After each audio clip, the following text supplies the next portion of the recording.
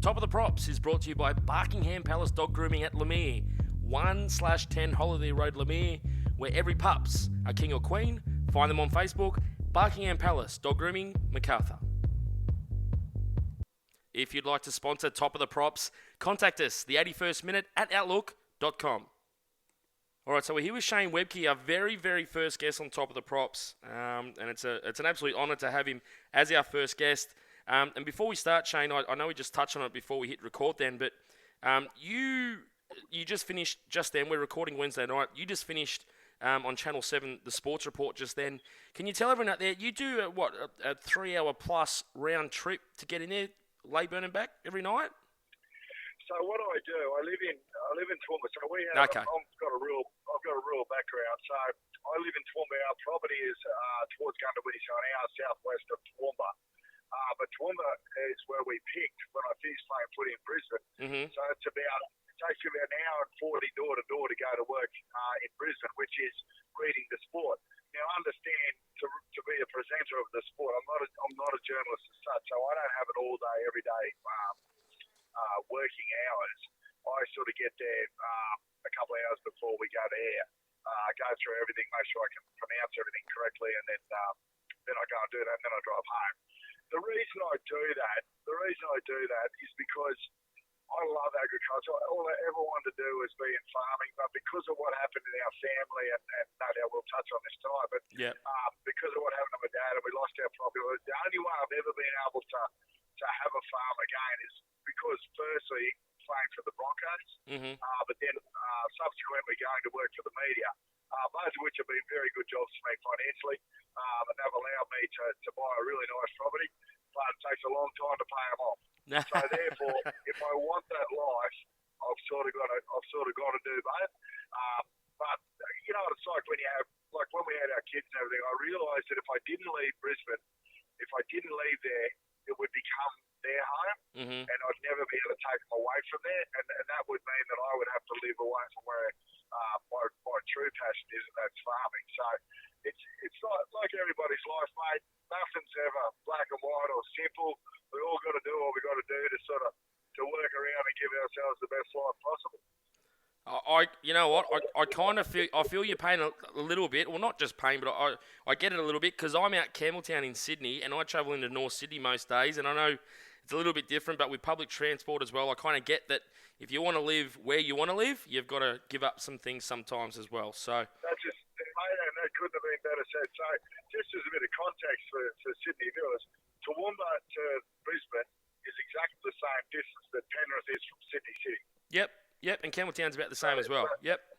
Yeah, so that'll give you the context of what I do in terms of driving. But I tell you, it's very good because if somebody ever rings up and wants to do a podcast, you just do it on hands-free on the way out.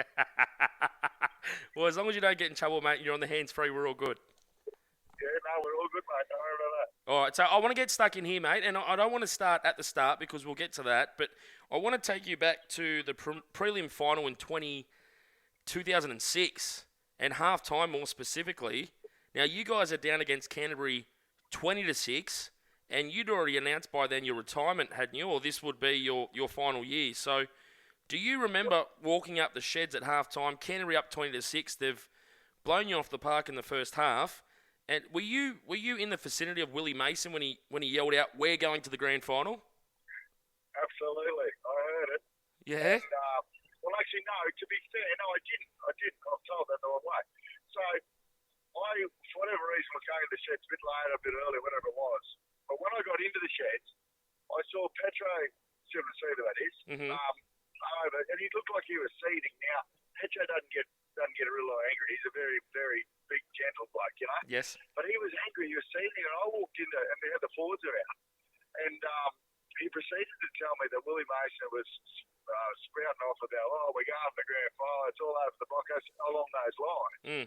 And he was very pumped up, and he had sort of infected, like not just like the whole of the forward pack. This is what this bloke thinks, and mate, in all honesty, and I've told Willie this, and Willie knows the story, so there's no secrets getting let out here, but had Willie have not said that, I'm not sure that we wouldn't have had a resurgence in the second half that we did, but I'm pretty sure that he helped us a lot that day, ended up 37-20. So, I mean, and Melbourne Storm, they were the favourites going into the grand final. I remember being a Sydney-sider, and mate, all these hashtag crisis merchants and all that. You even had them back then saying, could they fill ANZ Stadium, 2 out-of-town teams, Broncos and the Storm? I watched that not long ago, and it was an amazing atmosphere. But what was it like playing Melbourne at that time? Because they just brought the wrestle in under Craig Bellamy around that time, just before that. And you guys were obviously playing under Wayne Bennett, across the board, a lot of talent. But you played a completely different game to the Storm. Do you remember what the game plan was before it? Did you worry much about the Storm, or was it just about if you guys got through everything you needed to do, you could win? So we knew that our strength was our forward pack. We had a very, very good pack forward. Mm-hmm. And it was Brad Dorr, myself, and Petro, and a sprinkling others. So we knew absolutely that's where our strength lied, and that if we were to win, we would have to do it up the middle first. Yep. And so what we felt, though, was Melbourne's real strength. They had a really good set of backs, and they were good. And we hadn't beaten them. Look, we'd had trouble with them all year. So to play them in the grand final was daunting, to say the least, because we had not performed particularly well against them during the season. I don't know what the stats were on that, but I remember going into the grand final thinking, we're up against it today. So what we knew we had to do was play it in the middle, and what we thought they would do would try and go around us. And that's not picking on our backline at the time, but we just had a good, strong pack of forwards. Anyway, that particular day, and I don't know if people really noticed this in the game, but Melbourne changed.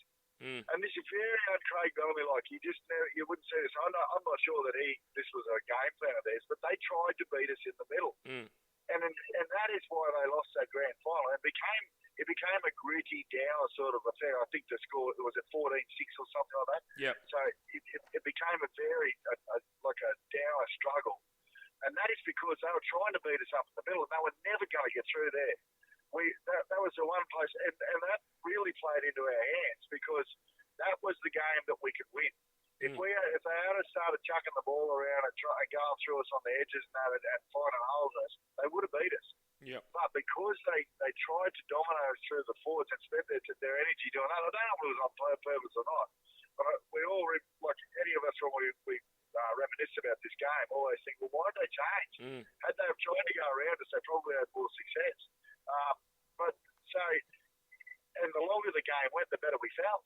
And you sort of, by three-quarter time, you're starting to think, what, we're going to get there because they're not going to change. So it was a bizarre game. But, if ever there was a grand final we weren't entitled, I think it might be the right word, that we weren't entitled to win, it was that one. Because they were formidable that season. And we, and Canterbury woke us up. That game woke us up, I think. Yep.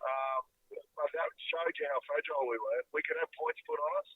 And if Melbourne had played the more expansive game that they were known for that season, they probably would have won that game. And if you look back too, if you remember, I think it was midway through the year, Wayne moved Justin Hodges to fullback, and there was still obviously question marks over a little battler called Shane Perry, who actually debuted for my Magpies back in '99, and then was picked from obscurity years later, and then ends up leading alongside someone called D. Lockyer, but ends up leading a side to a premiership. So you're right there, because if they did maybe concentrate a little bit more on their own game plan, and maybe Justin Hodges wasn't the most experienced fullback, it might have been a different story. Well, that's exactly right. And the Shane Perry story is a wonderful one. It's amazing, isn't it? He is a fantastic bloke. Who, rugby league's a wonderful game. It can give you presents, give you rocks, it gives you diamonds. But I tell you, it dished up to him a dream, because he was, and I don't even know the context of how he came into. Obviously, there was injuries that brought him in, but he just stepped in and he did not overplay his hand. Yep. He just knew, he was smart enough to know, because he's an old school sort of footballer too. He knew what was going on, and all he did was facilitate anything that Lockie wanted to do. And then was rock solid in defence. Just he didn't. And I don't know that. I don't think it's unfair to say that he wasn't. There was a reason he hadn't become a full-time first-grade footballer that we knew a lot about, because that was probably in a season-on-season scenario was probably beyond him. But for that 7 or 8 weeks or whatever it was, he played that role to perfection. Yeah. And he's finally regarded by everyone in that team because we all sort of knew that he'd been given. I mean, a poison chalice is beyond the description really. But I mean, he'd had to step in there in the most difficult of circumstances, and he played it to a flop. It was just couldn't have got a better. And you know what? For me, I was happy. Obviously, it was my last game. That's that's your dream of going out like that. But for a bloke like him, that's what's good about our game. So the bloke like him can have what has gone on in his footy career, had this wonderful opportunity dropped in his lap, and come out the other end with an NRL premiership. It was amazing. Just amazing stuff, mate. And we were so happy for him. He's a bloody good bloke. And were you guys getting premiership rings back in 2006, or was that after? Yeah, no, we got rings. Oh, so Shane Perry's got one, and he's a premiership halfback. That's right. Good on him too. Look, that's the last game, and I still remember after the game, obviously, the relief on your face. I'd never seen you so happy, mate, and obviously winning a game in your last match, and obviously coming from where you guys did, because 6 years for the Broncos, and I know that's the last premiership the Broncos have won. They haven't won another one since. But 2000 to 2006 for the Broncos back then, as an organisation, that must have felt like a lifetime for some of you, for you superstars, and obviously the front, the administration and that. 2000, 2006, you guys weren't used to going maybe so long without being in the grand final. That's exactly right, and that was always.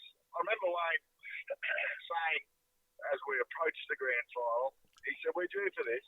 He said, "It's been too long a gap for this organisation not to have been, in the mix, but looking like we'll be able to get there." Yep. So I think there was an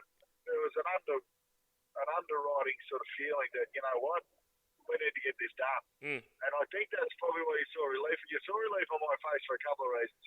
One of which was I was completely uncomfortable with all the attention I'd received. It was not. I liked doing my job.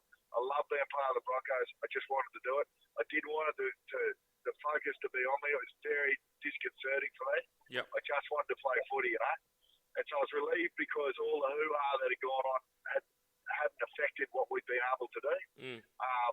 So that was a relief for me. But the other relief is that there was a fair bit of pressure coming from internally, at least, that, we need to get this done. And I mean, that was a good pressure. That's the sort of pressure good organisations have, where there is an expectation, not just to turn up and do your best. There's an expectation, at least in those years, the Broncos, that we turn up and we win. And that's not to say you think you can win every year. But the expectation at the start of every season is that was where we were aiming, is that we were going to win a grand final. And we truly believed that we could win. And some of those years and some of those teams, as you look from about 96, where a lot of changes made from 97 onward, those teams, mostly every year we could have won. Obviously you don't do that because things don't go your way, but that's how that was the sort of belief that was in the club at the time. There wasn't an arrogance. It was just that we'd been, the recruitment, the coaching, the front office, everything was just tip-top and probably a little bit ahead of the other clubs. We'd done things very well for a long time. And I had the great good fortune, as did players of my era at the Broncos then, we had the great good fortune to be the benefactors of all that hard work that other people had done, because all we had to do is go out and play. Everything was right, and so there was an expectation. That was the other part of the relief from that day in 2006. And you can only imagine now, here we are in our 14th year since we won a grand final. It speaks volumes about the dedication of our loyal followers. But you know what? We need to win one, and we need to win it soon. It's funny you say that, because there's kids now that are going to Broncos games that have never seen a premiership, where if you're a kid, maybe born around my time in the mid-'80s, all you saw were premierships. So it must be a different feeling for these Brisbane kids growing up these days. Oh, I think so. And look, the Broncos is still an incredibly well-run organisation, so I'm not being critical anyway. For sure. About that. Yeah. But the simple fact is that, and a lot of things have changed too. Let's be fair. It's incredibly unfair to compare across eras because so much changes that irons out a lot of things that, and the circumstances are completely different. But you've got to find a way. You just got to find a way. If you look at the dominance that Melbourne have had, Melbourne really are doing what the Broncos did for a long time. And they sort of took over that mantle, if you like. I'd love to see us get it back. Yeah, well, look, we've spent some time talking about your last game. Let's jump back to your very first game. And I don't know how much you remember this one. North Sydney Oval. There's not much to remember, mate. Well, I've got a question for you. This might make it easier for you. But North Sydney Oval, a Friday night, and it was only 13,000. But if you remember North Sydney Oval on a Friday night and the Broncos are in town, that was the ticket. Broncos away in Sydney. I know Wayne used to like to get you into the hotel rooms and treat it like Origin. But let me read out this Broncos team that you debuted in that night. And this is one of the most stacked first-grade teams I've ever seen. O'Neill, Saylor, Hancock, Johns, Kahn, Kevin Walters, Langer, Lazarus, Kerrod Walters, G, Can, Thorne, Ryan, and a bench, if you don't mind, of Darren Smith, Johnny Plath, and one S. Webcke.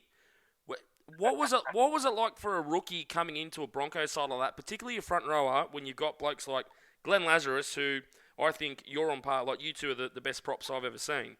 But what was it like for a rookie coming in there, and obviously you're in the system and you train with them and you go away with them, but what was it like on that first night and pulling those socks on and running out against the Bears on a Friday night? Well, so I'll give you the context of it, though. What you got to understand is that was an era of when reserve grade was played. Yep. And I played reserve grade that night. Oh, did you? And I did not know I was playing first grade. So it's an even bigger thing because I'd played reserve grade, so I played a full game reserve grade. Yep. And then you used to sit on the bench. Now, I think I had been asked to sit on the bench in the previous couple of weeks, didn't get on. You never expected that you would. It was a weird system where they'd name two reserves as first graders fresh, and then you'd pull two off out of the reserve grade game. Yep. And they'd be the other, you'd just make up the bench. So that was, that's hard to believe that that's the way it was, but that's the way it was then. So anyway, I played reserve grade. They asked to sit on the bench. You sit on there and you're freezing cold and it was a bloody cold night that night. And we'd sit on the bench and it got way down the end till about 5 minutes to go. And I forget it might have been one of our coaches, or I don't know who it was, that said, Webby, you got to warm up. I said, what? I said, I got to what? He said, you going on? I said, bullshit. You'd almost have a beer in your hand by then, wouldn't you? Oh, man, I was thinking about it. Don't worry about it. But anyway, I thought, holy shit, I'm about to play for the Broncos. And I remember thinking, what the hell do I do? Because I was rattled. I hadn't thought, even sitting there, I know, like, you're sitting there, so you're 30 seconds away at any stage from going on, but you never thought you were going to. Yep. You just didn't. Anyway, so then I got the call. I thought, hell, what am I going to do? And I remember I got out there, and I was good mates with Peter Ryan. Yep. And anyway, I was beside Rhino, and hang on, am I allowed to swear on this or not? Oh, go for it. Anyway, I'm out there, and I was nervous as buggery. And anyway, I lined up Rhino, and it was, we kicked in toward the line. And Rhino said, and I said to Rhino, I said, what are we doing? What are we doing? And he said, we're going to fucking kill these blokes. So I just followed him around. You're winning by 10 points, were you? Sorry? You're winning by about 10 points, and he's telling you that. Yeah, no, it was really, that's why I got a run. Yeah. Because we were far enough in front. And anyway, it only lasted, like, I wouldn't have been on there for longer than 5 minutes. And that was my debut. And it was completely overwhelming. And I was, because I'd come from the bush, I was a pretty timid sort of a kid. And I've just gotten used to being in reserve grade, and all of a sudden I'm in first grade.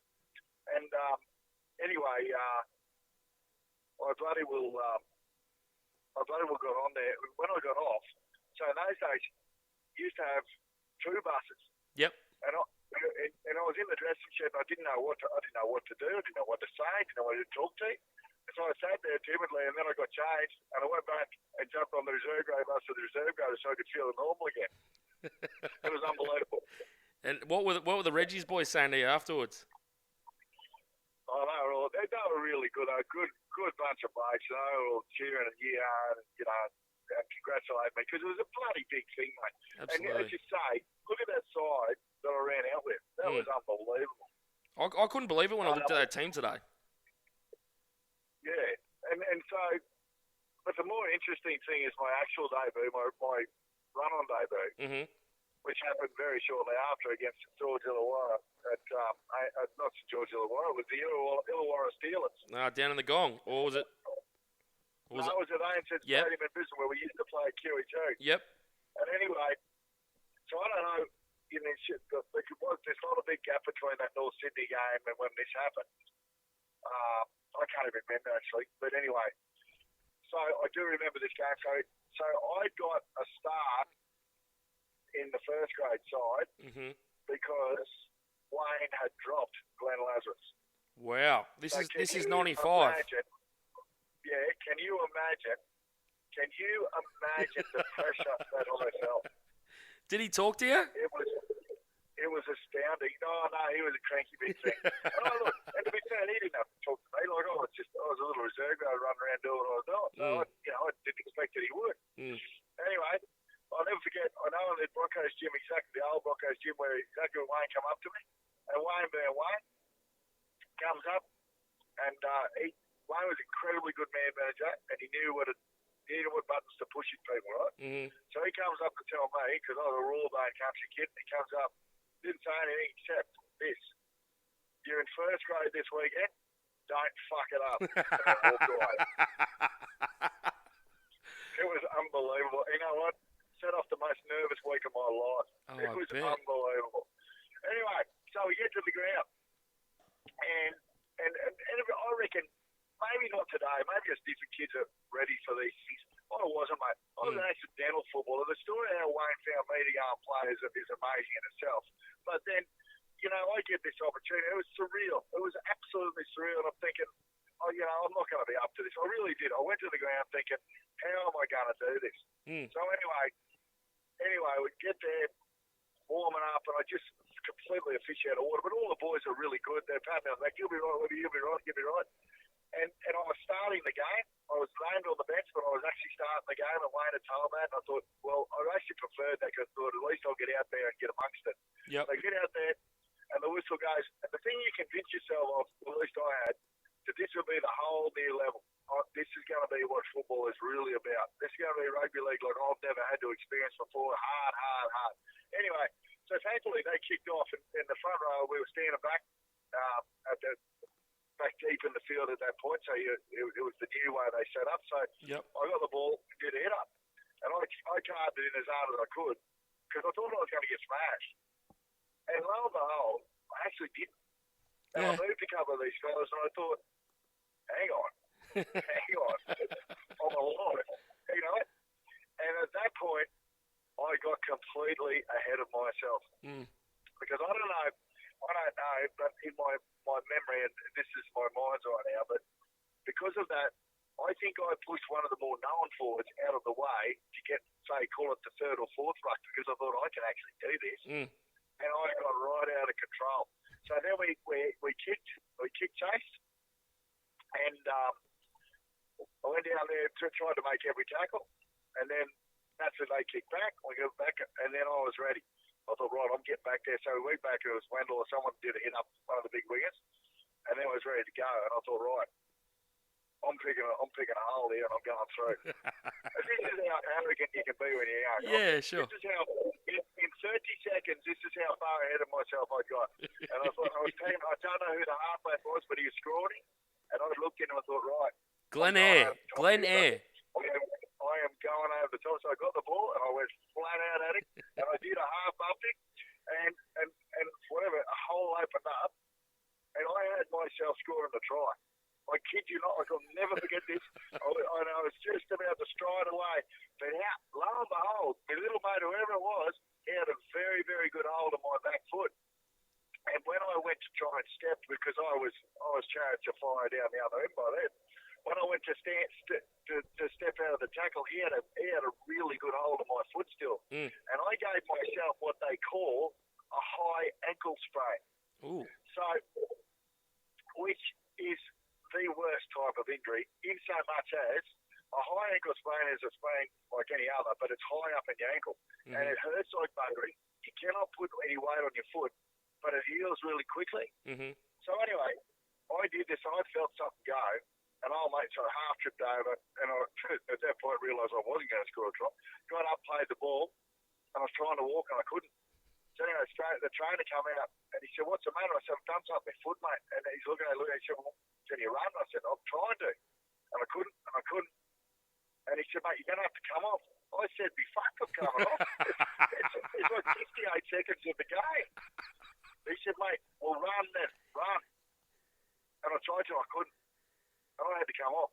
And that was it? So, that was it. It couldn't have been 70 seconds. Yeah. And I was off. And what you got to understand about Wayne Bennett is this, at least in those days.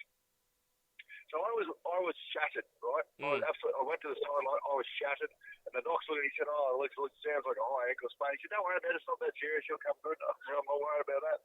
So anyway, I'm sitting there just thinking, you know what, you can imagine what that's like. So you make your first grade debut, and it ends like that, and you're very fatalistic when you're young, because you think, well, that's it, I've had my chance, I'm never getting another one. Yep. So I'm sitting there, and then it started to occur to me what had really happened. So I've got this high ankle sprain.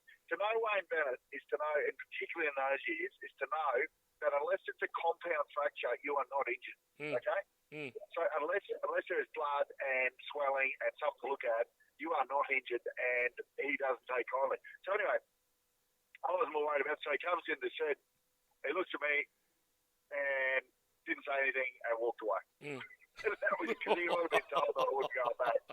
And so I resigned, but so after that, it was one of the longest nights of my life. It should have been one of the best, but it was awful. Well, I resigned myself to thinking, right, it's all over, blah, blah, blah. So you start the normal rehab process and all the rest of it. I go back to training, and I thought, I'm back at reserve grade. Anyway, Wayne comes up to me on a Monday or Tuesday, and he said, "Do you think you might be able to get your precious little ankle right?" I said, "Too right." And he said, "Well, get it right, you're back in first grade." And you can imagine, I thought, oh my goodness. And it helped. I think we lost that game, and we're in a streak. So that's the reason that he tried to shake Lazo up and shake the team up by dropping him. So I think he was coming back in the side. But anyway, for whatever reason, he was going to keep me. I thought, right, okay. So I trained, and was going through the rehab, trying to get all that. It was a really gradual thing, but I was just about right by the end of the week. But I couldn't play. Yep. And I said to him, "Well, I can't play. I just can't be sure it's going to be right." He shook his head and walked away again. And then I thought, "Oh well, I'll do my best. He's not going to pick me again." And I was okay because I'd sort of come through the toughest part of my career. I'd worked out how to be a first grader. Yep. So I sort of knew I could go back to reserve grade, work really hard, and I thought I'll get myself back one day, or at least that's what I thought I could do. And you done? So rehabbed over the weekend, did all that, and then next week comes around, and she's coming good, right? I mean, ankle's right. I thought, right, I'll be back in reserve grade, work my way back in, hopefully get back into first grade. So I sort of was, I was round to go at training, and Wayne comes up, and now it helps, we were losing. So this is the only reason this kept happening. But he comes up and he said, "Is your ankle right?" I said, "It is." He said, "Good, you're in the team." Now, unbelievably, I thought, wow.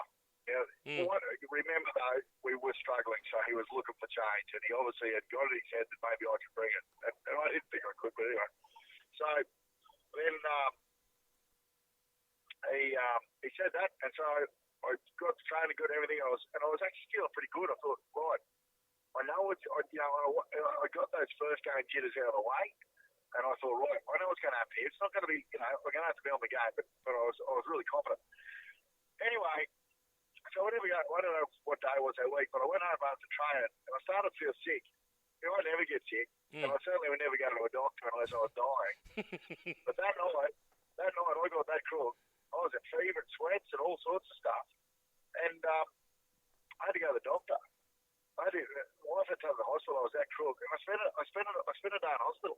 Because I had, and when they did these tests and everything, what I had was like a a fever, but like a glandular fever type thing, but not the one that sort of stays with you. Yep. And so he said, mate, we're going to need to keep you in here. So they did that. And I stayed. It must have been the day off training. And I somehow must have thought I could get away with not telling anyone that this had happened. Because I went back to training after being in hospital. I felt fine. They told me, obviously, put me saline and everything in. And I said, I felt good. So I went to train. I thought, I'm not going to tell anyone. But the dopey country kid that I was, what I didn't realise is that it was the team doctor who I went and saw and who put me in hospital. So, of course, they knew. Anyway, so I trained and Wayne came up. And this stage, can you imagine what Wayne's thinking of me? This is all the shit that was going on. And he went, what's he thinking of this fella? So I sort of hypochondriac. And I said, mate, I know what you're thinking. I said, look, well, I'm right. I was cool. I got over it. I'm back, trained. So I went training. Anyway, the only other thing that I had to do that week, because when you get injured, you got to get signed off on. So I had to get sort of signed off on my ankle, which was right. I was ready to go. But then I had this sickness, and the doc said, mate, what we got to do, we got to scan your spleen. He said, because if we don't, and he said, well, I said, why? First thing I asked, what's a spleen? But anyway, then he said, well, if it's enlarged, this disease, this thing you just taken enlarged your spleen. If it has, you can't play. I said, mate, why not? And he said, well, if it ruptures, you could die. I said, I'm willing to take that risk. He said, well, I'm not. So anyway, he did the scan. I didn't even stay away because I felt fine. I thought, well, I know about it. Swollen spleen, surely. Anyway, I didn't even stay. He called me. He said, mate, got some really bad news. I said, what? He said, you can't play. I said, what are you talking about? He said, your spleen's enlarged.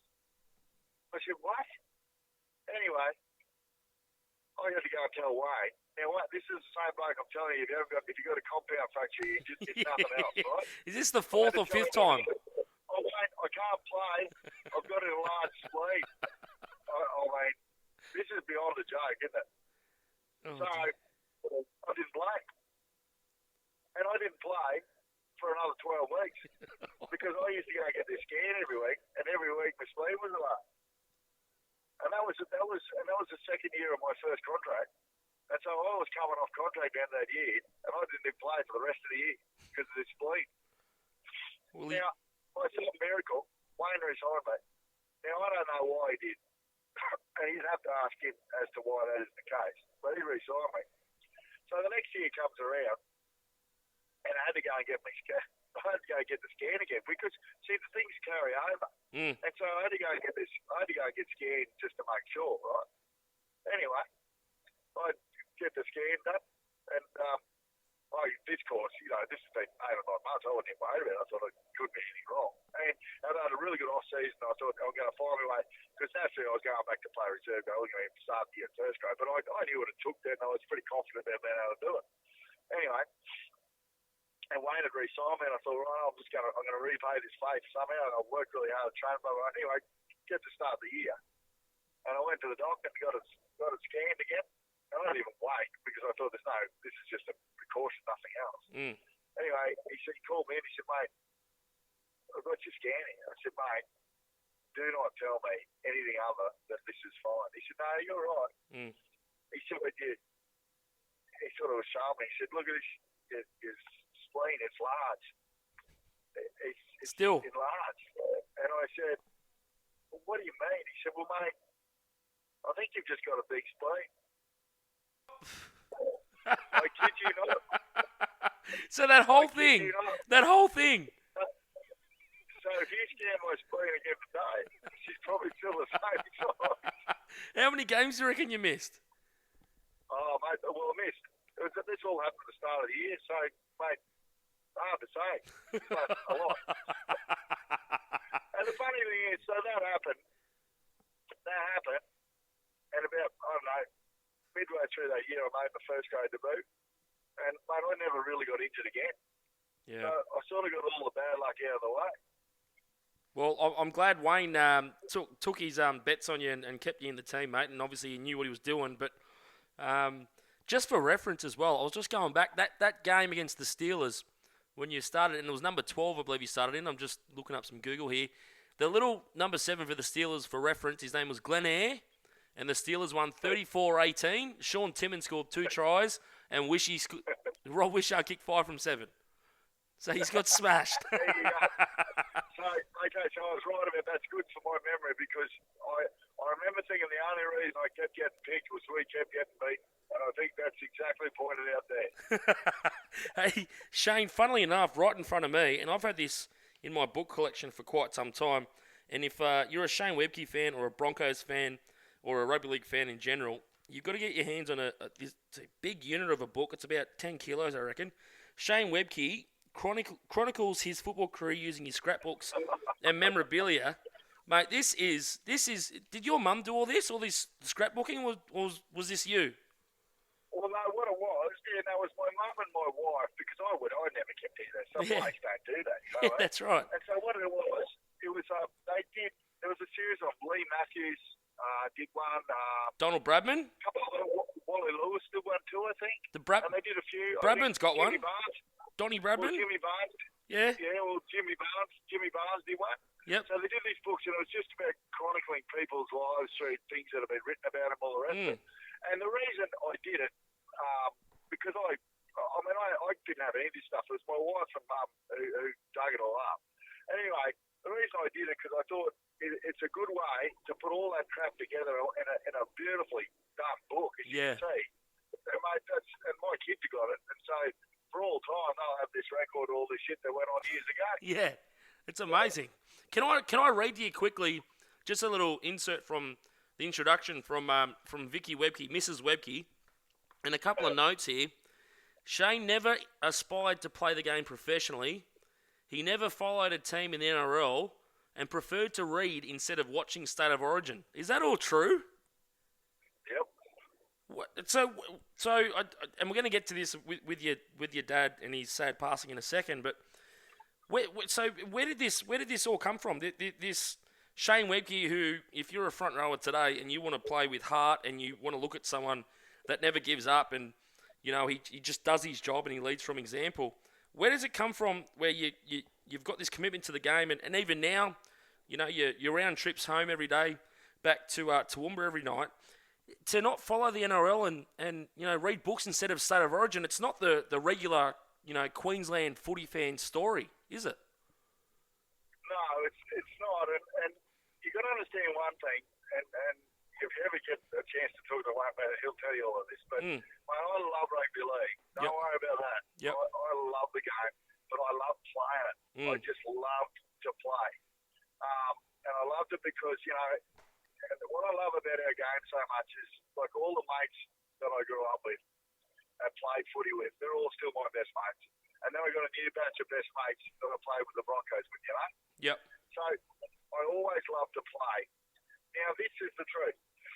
The reason I never aspired, I think when I was younger I did, like a bit, because I was a big kid. I was always big, and I played in a really, really good side out here. And an interesting bit of trivia for you. So when I played in my junior club out here, we made the grand final every year that I played from like under 8s or 9s, whatever it was, all the way to under 16. Yep. And never lost a grand final. So, and then when I went to NRL, or Winfield Cup, by all things it was, then I played another 4, never lost any of them. I've never lost on a grand final day. Wow. Anyway, that's just a bit of trivia. So, the reason I never thought that I could be a footballer is because I never made a Queensland side. Now, you might think that sounds pretty shy, but for kids, if you don't make that Queensland side, and I made regional rep sides, but I never made a Queensland side. So, what I naturally thought was that blokes like, who were the likes of, like a Stephen Price, and there's there's only a handful of blokes who used to make those sides who actually went on to the NRL footballers. But I used to think, well, that's for them. Yeah. And mate, to be fair, I wasn't worried about it. But what Mum said isn't completely true, because I love the farm, mate. I grew up on a farm. That's all I wanted to do. Yep. And I was completely okay with that. I was completely okay with thinking I wouldn't be a footballer. Did not worry about it in the slightest. And I tell kids this, the first Queensland side I made was a Queensland State of Origin side. So for all the up-and-comers and kids who are playing and loving our game and who think because they don't make ref sides that they can't go on for it to be a bigger thing if they've got a dream to play in the NRL, they got to keep going. because it really has very little to do with what you do when you're younger. It's everything to do with when you get older. Yeah, and that's what scouts look for too, don't they? They look for something a little bit different. You know, you can be the superstar and flick passes and all the rest, but the scouts and the people that know the game, they're out there looking for something a little bit different, and your work ethic and things like that, aren't they? Well, mate, and the thing is, you don't fail. People don't fail at anything. They give up trying. Mm-hmm. It's the way it always is. And so I probably wasn't even starting to try. And I'll very quickly tell you how it happened, but Wayne came to Toowoomba to watch a grand final, which I was playing in against a side called Newtown, which Stephen Price was playing for. Stephen Price, as I just mentioned, was one of the kids who made the Queensland side. You know what? We all knew Wayne Bennett was going to be that day, and we knew he was there to sign Stephen Price. And me included, thought that was completely natural. What wasn't natural was two things. We weren't meant to win that grand final that day. We hadn't beaten them throughout the year. Well, we beat them and we won the grand final. And Wayne Bennett signed me, not Steve Price. And people, when I tell them that story, they think, what? And that is what happened. Yep. And that is how I became a footballer. And then, so we told us a bit about back to front. But then I had to leave up here and then go to Brisbane and embark upon a career I never thought was going to be mine. And it's completely a fish out of water. And then all that other stuff happened. Mate, that I ever got there is a bloody miracle. And not of my own making. It's more of circumstance and playing good luck that I just kept given a go. And that's why I'm so bloody loyal to Wayne, is because he never gave up on me when he should have. And a question too, and I'm just thinking as you were speaking there, Shane, just in my head, I don't think firstly you ever played a bad game, but the other thing too is that if you look at your 33rd game compared to your 150th game compared to the NRL Grand Final, you always played every hit up. It looked like you thought maybe it was your last. That's, you know, some people have got it like that. They always look like they're running for. Like their life depends on it. Like you never had a bad run. Mate, the thing was, I'll tell you what it was. I never stopped from the day I started to the day I finished. I never stopped thinking that I was incredibly lucky to be there. Yeah. Because I was. What I told you about on the way in, mate, most players don't get past that. My brother was 10 times a footballer than I was. Is that Dallas? Dallas Webcke? Yeah. Yep. He didn't want to be a footballer, but I tell you, everyone who knew us when we were younger would tell you two things: that Dallas was a much better footballer than I wasn't lazy like he was. That's what everyone would say. And so, look, and I know it's a corny cliche thing to say, but mate, I was grateful. I was grateful that I had it. And the reason I was grateful that I had it is because after Dad was killed, I realised that I was going to be, you know, all I ever wanted to do was be on the land, and that would always have tied in with him. And when he was killed, that wasn't going to happen. And I simply I was forced into doing something, and I don't know what would have happened to me if rugby league hadn't happened. I don't know what I would have gone on to do, but I will thank God until the day I die that my mum and dad took me to junior rugby league to start the whole thing off. And I'll never stop being grateful for our game and what it gives young men like me. My life is inextricably better than it would ever have been because of the game of rugby league. Can you remember your very first ever footy memory when you were a little kid? No, not really. Mum took me to footy because I had a filthy rotten temper. And she thought if she took me to rugby league, that maybe I'd settle down a bit. Yeah. Well, I did. It's probably not worse. But then I do remember very fondly my younger years, mate, as a junior footballer. They're where probably some of my best memories lie.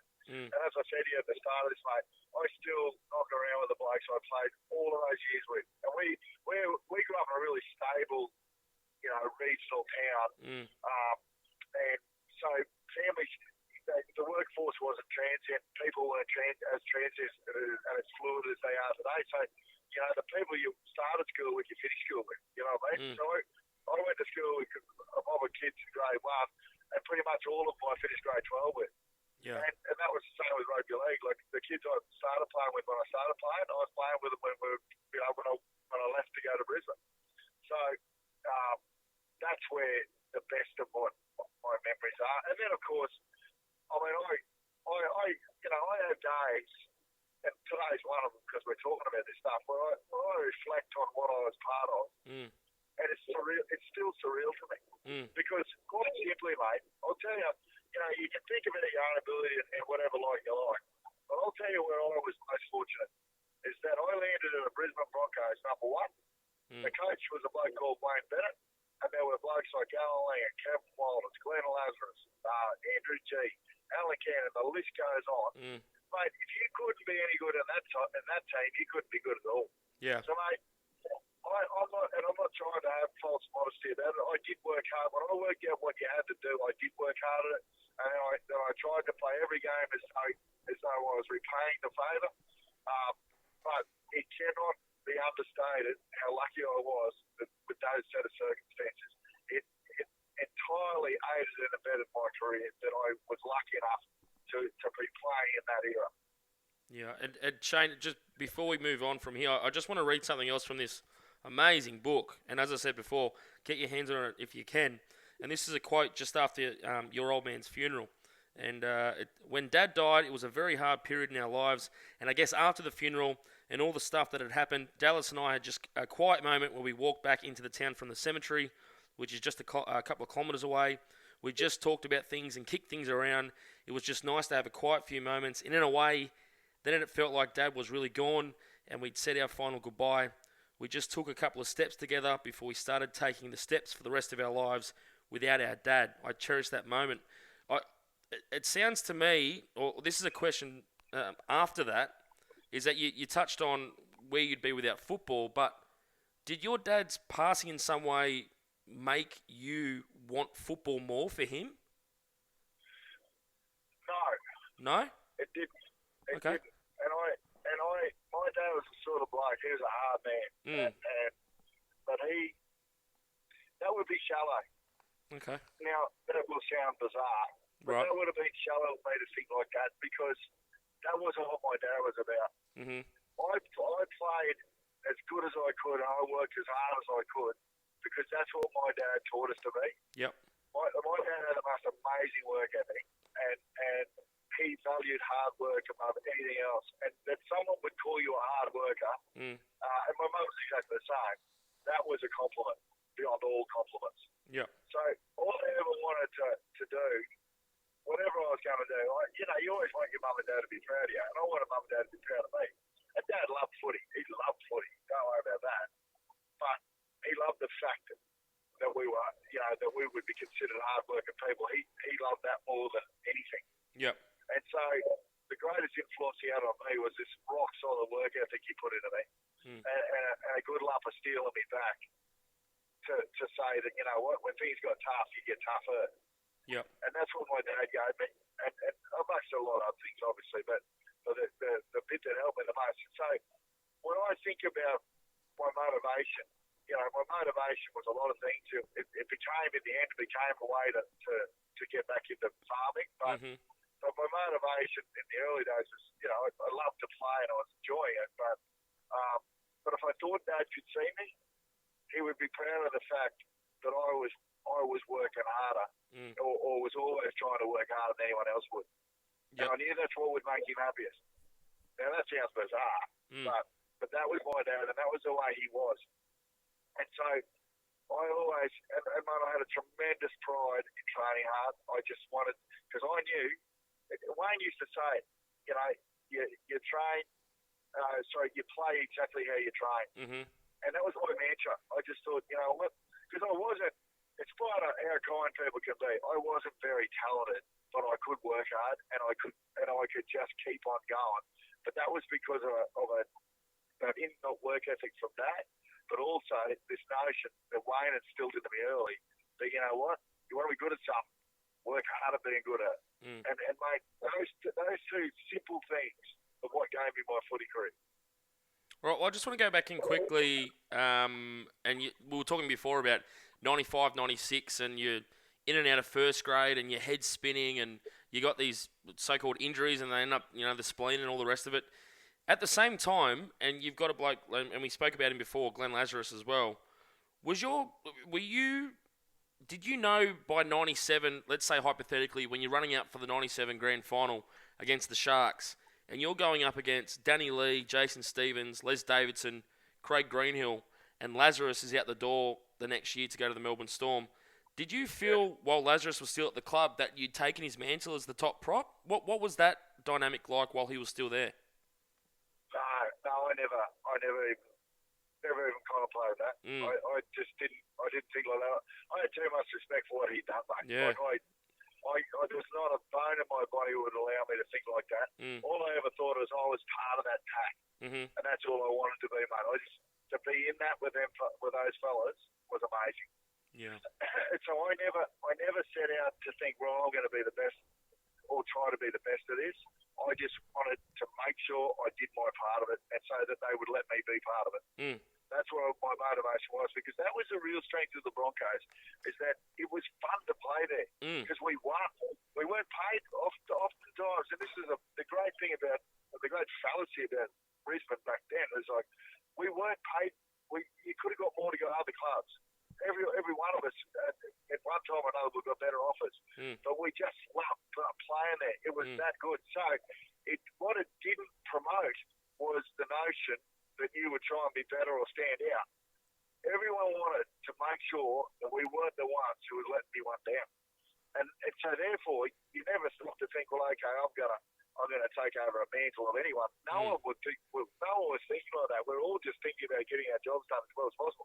And when you get that, that's a perfect storm for players to really shine, because your egos are put in the back pocket, and so when the tide rises, everyone goes with it. And that's why I think so many great players came out of that era of Broncos players, because no one gave a shit who got the credit. Everyone just wanted to make sure that we got there. And in that, everyone's individual stuff was shine. And it was a glorious thing. It really was. But I never, people say what, people's opinion of me is for them, not for me. You know what I mean? Like, I've always been blown away with the kindness of people, talk about my footy career and all the rest of it. And I'm flattered. I'm incredibly flattered by it. I have my own view, which is probably not as colourful as theirs. but and the other thing is that I would say, one of the other great things about playing for Brisbane was our supporters. They were brilliant. People who support the Broncos are brilliant. And even when things weren't going so well for you, they would not turn on you. And that was one of the wonderful things about it. Again, I'll never stop being grateful for the opportunity that I was given. And a great part of that was the wonderful people that you got to meet who were our supporters. Beautiful. And we will wrap soon, because I know you want to probably get home soon. But we can do 2 sessions of this. I'm happy, brother, to do that. I want to get to something quickly. So we just touched on 97 and the Broncos expected to win, and some will say from Sydney quarters and everywhere else that the Super League was built for them, but you still had to win the 97 grand final, which you did. You go into 98, you polarise everyone. You pulverise, probably polarise as well. You win that one, but then let's go to 99.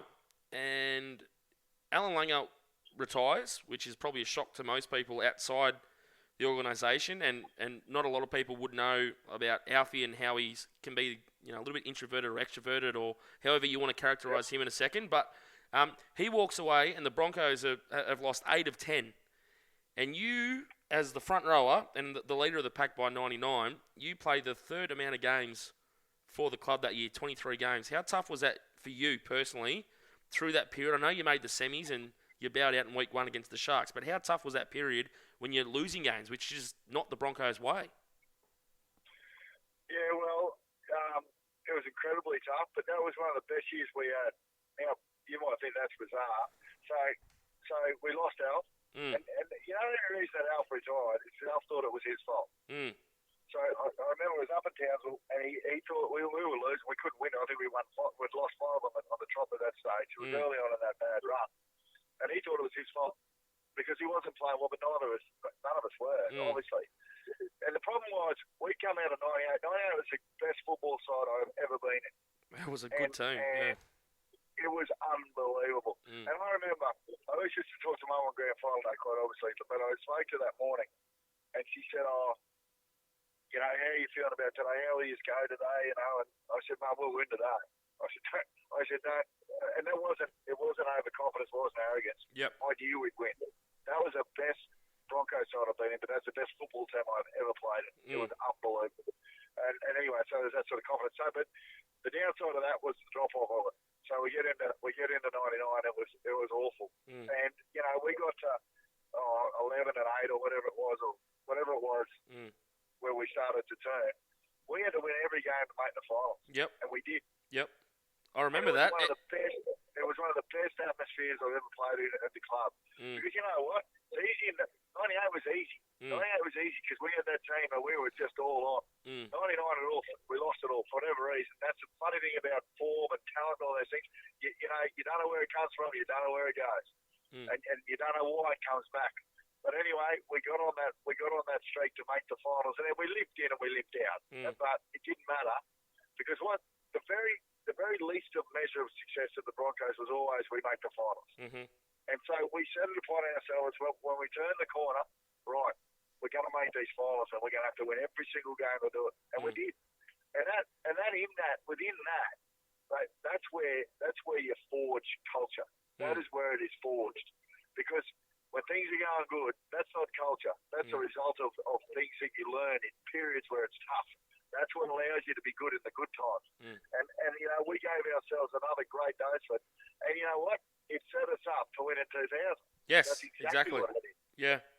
And I remember too, and being down in Sydney, I remember that run to the 99 semis, the Broncos at the back end of the year, that was the story of the comp because you guys got like 5 Friday night games in a row. Everyone was cutthroat. You had to win all of them. Ben Walker was kicking goals from the sideline, and you just had that roll. And as you just mentioned, that was my next point. Was that set you up for 2000, and you were again unstoppable, and it never looked like you guys were going to lose that comp. No, that's right. And look, and this is the wonderful thing about professional sport, but sport in general, is that it's a theatre, you know, and you never know where your lessons are coming from either. You don't know everything that happens. You takes up from, and it's funny how such a bad period, like such an awful losing streak, and then a winning streak, but then ultimately limping out of the finals doing nothing. How that set us up for the following year, because you know that's what anyone who's smart in life does. You know, you learn from the things that happen to you. You store that, and then you sort of jump off it. And that's exactly what happened in 2000. And again, you know, another sensational year for the club. And let's talk about that broken arm in 2000, mate. That cast. If you put Ruben Webcke, was it Ruben Webcke had a cast? I know Mal Meninga had one, but that's the biggest cast I've ever seen. That had its own postcode. You know, that one you were on the semis, the grand final. It was described as a wheelie bin. Off my arm. It was huge. I tell you. Did it hurt to play? Sorry. Did it hurt to play? Oh, like nothing I'd ever felt before. It was unbelievable. But here's the thing. So I think I did it the week before the final started. And Luke Bailey did it actually. I went to tackle him and he had his elbow not cocked obviously, but when I swung my arm to tackle him and sort of drive in and my arm hit his elbow. It was the ball he was carrying. It was the arm he was carrying the ball with, and so there was no give. And then, mate, it was like hitting it with a bloody handball. So anyway, broke my arm, and then I said about I knew we were going to make the grand final. Well, sorry, I thought we were going to make the grand final, so I want to be part of this. And so I started doing every crazy thing. At one point, I had this mob cut a hole in the cast above the brake, and they put this machine on there, put some sort of ultrasonic sort of beams into it or something. Yeah. And I remember I was leaving no stone unturned, and I started to drink as much milk as I could because I thought that would help. Did anyone tell you to do that, or was that just you? But anyway, so anyway, the story, and the interesting thing about it is, it was coming good, but it was like let's say it was a 12-week recovery. Well, we got, I think it was week 5. It might have been the start of week 6, so it might have been halfway through the expected recovery time, and we were playing the preliminary final. So I'd gone down with the team, because there was always the hope that I was going to play if we made the grand final, and that's what I thought. Anyway, so we're sitting there with Webcke. Kevy was captain. Ron, the late great, wonderful Ron Massey, used to come in and have breakfast with us. He was a champion, absolute champion, real good mate of Wayne's. Could eat like no man I'd ever known before. I was in awe of him. He'd have a plate of breakfast, you'd have 4 of them. Unbelievable bloke. So anyway, he was a great mate of Wayne's and a great confidant of Wayne's. And anyway, he was there this morning, Kevin. And for whatever reason, we were just sitting there. And Wayne says, you got to play today. I said, what? He said, you got to play today. I said, mate, the arms, if we make today, no. He said, no. He said, no. If you're going to play in the grand final, you're not going to the grand final having not played. He said, you're playing today or you're not playing in the grand final.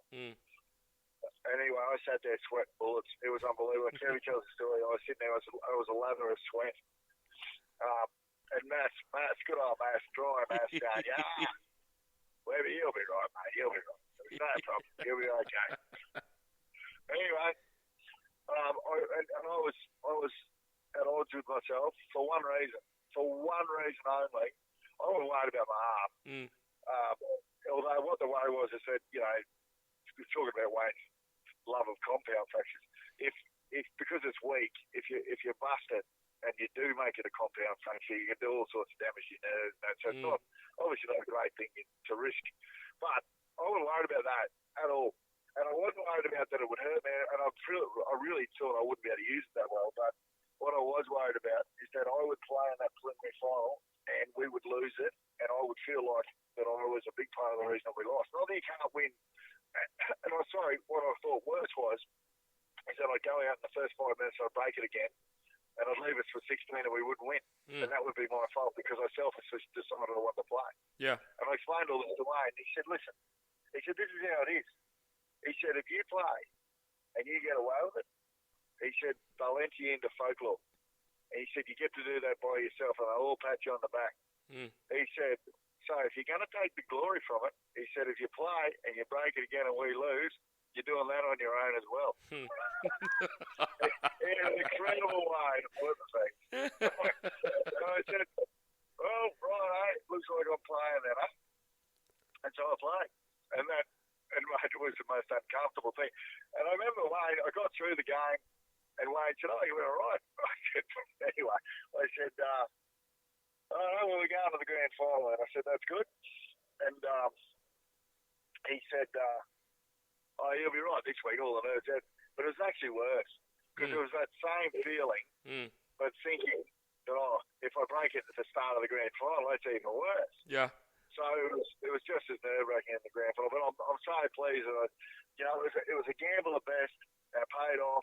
And once again, when that final hooter went, I was sitting on the ground with my best mates, having won a grand final for the Broncos. I mean, there's nothing better, mate. Out of the 4 premierships, you're probably going to say 2006, but which one for you was most physically rewarding or emotionally rewarding? 98. 98, okay. 98, mate. Yeah? By a streak.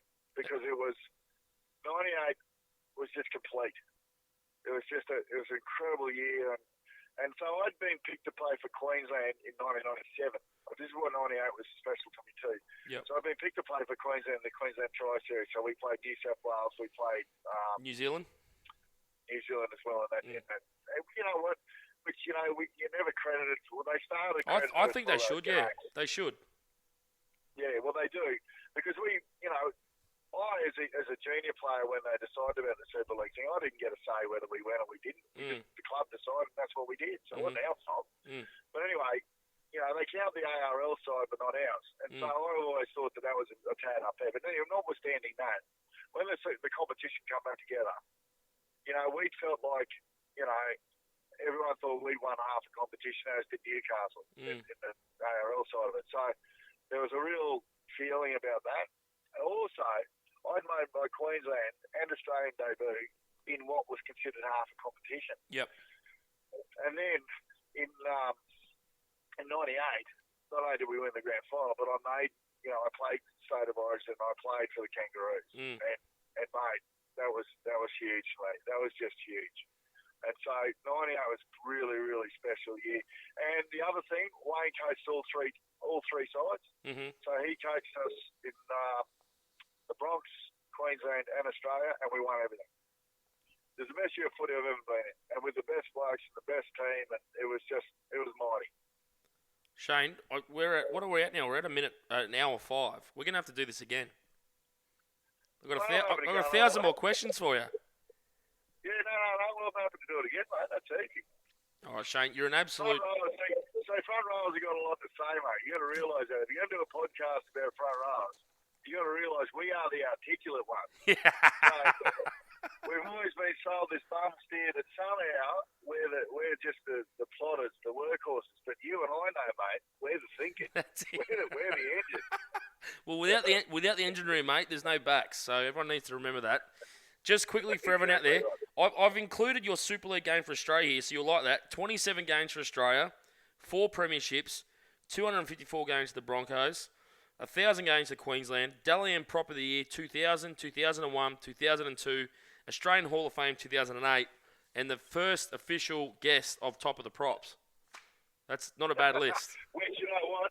You've done it in reverse. Of where the honour really sits. And your last is the greatest honour. So you know what? I feel privileged in every aspect. You are a legend, Shane Webcke. Thank you very much, mate, for your time tonight, and we will do it again very, very soon. Most certainly we will. It's been a pleasure. Thank you very much, Shane. Cheers.